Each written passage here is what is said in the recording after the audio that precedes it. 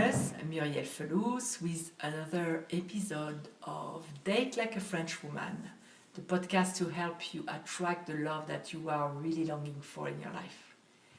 And this week is the first full week of June, which in the United States where I live is the Garden Week. So, of course, that's the perfect opportunity to talk about the kind of gardening you are doing for your relationships and what kind of seeds you are planting. So the first thing about planting seeds, about gardening, is to really be aware. You say you are a gardener, but are you just saying it, or are you actually going outside in your backyard and planting stuff? Because some people say they are gardeners, but they stay inside.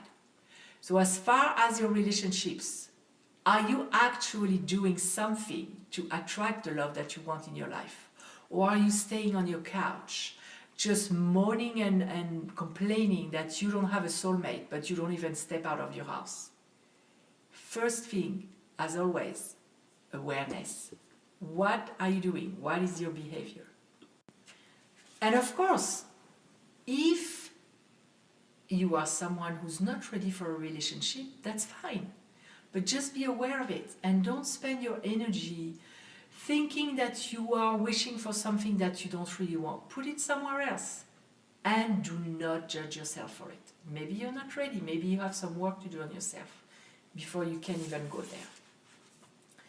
The second thing is about choosing your seeds. What kind of seeds do you want to plant? Do you want orchids? Do you want roses? Do you want daisies? Do you want jasmine? What do you want? What kind of relationship do you want? Do you want a relationship where you're going to see the person every day? Or do you want something more distant? Maybe you want a long distance relationship. Maybe you want a relationship where you're going to see each other twice a week. You're not going to live together, and that's fine with you. And you're just going to enjoy each other's presence for 1 or 2 days a week. Some people don't want to be exclusive, and if it works for them, that's fine. What kind of relationships do you really want? Because based on what you want, that's what you're going to attract. So decide, what are your seeds? And then get them in front of you. And I would put that in writing. I don't know if you are already aware of it, but writing always helps to gain clarity. And now, what kind of ground are you planting your seeds in? Is it a fertile ground? Is it full of life and oxygen and really fertile? Or is it something that's half dead? I had a client that when I asked her to envision the person she wanted in her life or the relationship she wanted in her life, she kept going back in her mind to a relationship that was painful for her, that she had left because she felt that she had no space for herself. She felt suffocated. And that's what was present in her head all the time.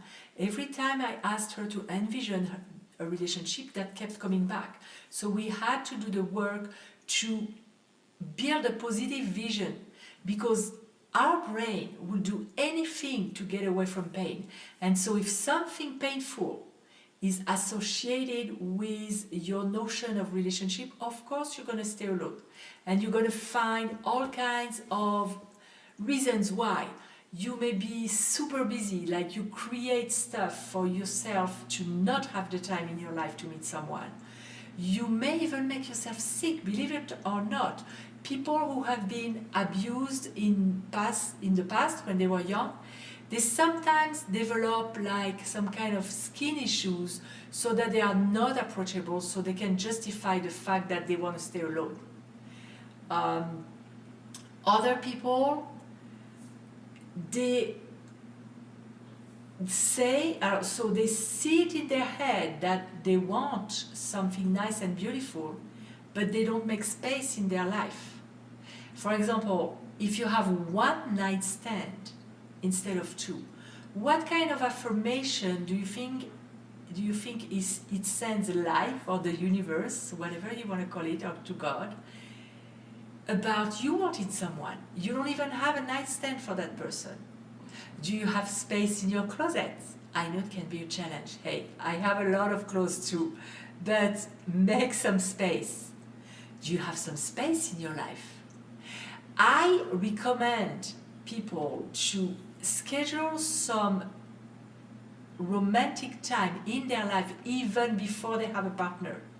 Take yourself on a date. If you don't want to eat alone in the restaurant because it's weird to you, I don't know, go take a walk and imagine that you're walking with somebody that you love.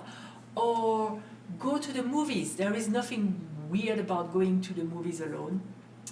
Do things that you would like to do with a soulmate. And really, you know how they say, fake it until you make it? That works for that too. Imagine that this is your time to romance yourself. Buy yourself flowers. Do stuff like this and make room in your life for that special person that you want. Because if you don't have room, if you're like super busy, life will not send you that person. And as far as ground, if you want a fertile ground to plant your seeds in, it's time for you to know a little bit more about your beliefs and your behaviors in relationships. If you have been attracting relationships that don't work, it is because you have beliefs and patterns in your unconscious mind that do not serve the results that you want with your conscious mind. It's always like this. When the results in your life are not aligned with your conscious desires, there is a conflict between your conscious desires and your unconscious beliefs, patterns, and programs. So if you are not sure about your beliefs, you can investigate the kinds of results that you have been getting in love. Have you been getting people who are unavailable, for example? You may have a belief that love is painful and you don't want to commit. So you don't want to attract someone who could commit. So unconsciously, you pick the people who are really unavailable. And consciously, you complain about it and it's painful. As far as your patterns, your behavioral patterns, how do you behave in love? Are you someone who, as soon as the relationship begins, you find yourself invaded and you have no more space for yourself? You see the person every day, you drop all your hobbies, you drop your friends. That's not healthy, that's not balanced. Are you someone who give, because that's your model of love? Then guess what are you going to attract? Takers. It needs to have balance. So if you are too much on one side, the other side is going to compensate. We are the two sides of a coin. Or if you want, we are like a ruler. So if the ruler is only 20 inches long and you are at 15, giving, guess what the other person is going to give? There is only 20 inches. That person is going to give 5 and you're going to end up not receiving enough in the relationship. You're going to end up with somebody who takes. So examine the kind of results that you have been creating. And if you don't know how you behave in love, if you don't have this awareness, ask the people around you. And really only be vulnerable with the people that you know are not going to stop judging and criticizing hardcore. Go to see the people that you really trust in your heart and ask them to be as objective as possible without their own opinion, but just to give you a picture of how do you behave in love. Now we come to the nourishment. Do you nourish your seeds? Do you take action And that's coming back to the beginning, like having the awareness if you're really ready for a relationship. Do you take action to actually create, attract, and choose that relationship in your life? Do you tell your friends you're looking? Are you online? If you're not the kind of person who would be online, then what are you doing to go and meet people? Do you start meeting new people on a regular basis? Because maybe you haven't found that special person because you exhausted your circles. It's time to make them larger, to meet new people, to bring new life into your life. Nourishment is also about nourishing yourself and bringing yourself joy. What kind of hobbies do you like? What do you have in your life that brings you joy, aliveness, and really that bubbly energy? If you don't have anything, it's dull, and that's what you're going to attract. Go on meetups. It's very simple. Find some of 2 or 3 interests of yours and go and meet people. You will not only meet new people, but you will do things that you love, so that if you meet someone there, you will already have something in common. Do you nourish yourself with self-love? How do you talk to yourself when you look at yourself in the mirror? I know as women we can be very critical, and that's one of the habits that I tell my clients to lose from the beginning. No more criticism. And that doesn't mean to just give up on being your best. No. Do your best to look your best and to feel your best. But drop the criticism, drop the inner bully that if you had that person outside of you, you would kick that person to the curb. To the curb. And give yourself love. Look at yourself like a dear friend, a dear sister. Give yourself the food that supports you. Make some time in your life for you. Try to slow down. Try to prioritize yourself, because if you don't, you will attract someone that won't prioritize you. And that's not what you want. You don't want to be constantly addressing the demands of other people in your life. You want to also address you and fill yourself up so you have something to give to the world. Nourish yourself. Another way to nourish your relationship seed to grow and blossom is to be aware of the love in your life in all its forms, because it can come in many, many forms. It can come through your family, through your friends, through your pets, through beautiful sights that you may encounter during your day. That's a gift from God, from the universe. Love is all around us if we know how to look.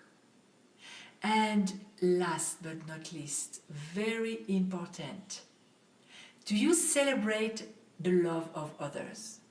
Or when you see a happy couple in the street, are you just saying, why them and not me? Are you envious? Are you resentful? Because if that's your reaction, you can only attract negative experiences in your life. So celebrate the success of others. When you notice more and more loving couples around you, that is just a sign that you are aligning with that potential in your life more and more and more.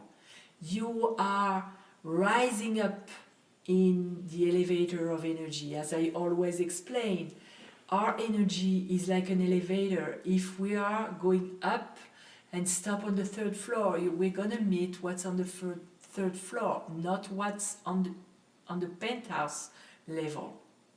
So if you see more and more love around you, more and more couples, that means you're already rising toward the penthouse. Love is more present in your life. Celebrate it. Celebrate the success of other people. That will put you in an elevated emotional state, first of all, so your energy is going to be attractive to good and other reasons to celebrate. Really, really feel it and be aware of it. Gratitude, as always, a key. So I hope it helps. That summarizes all my gardening tips for this week. And by the way, I do garden for real too, because I love planting stuff. I have a green thumb and I love it. It nourishes my soul. So if you love gardening for real too, do that. That's going to be one of your joyful hobbies. I'm going to let you go now, and I'll talk to you next week with another podcast episode. And if you want me to address a subject that relates to relationships, please send it to me on my website, datelikeafrenchwoman.com. Have a fruitful gardening experience.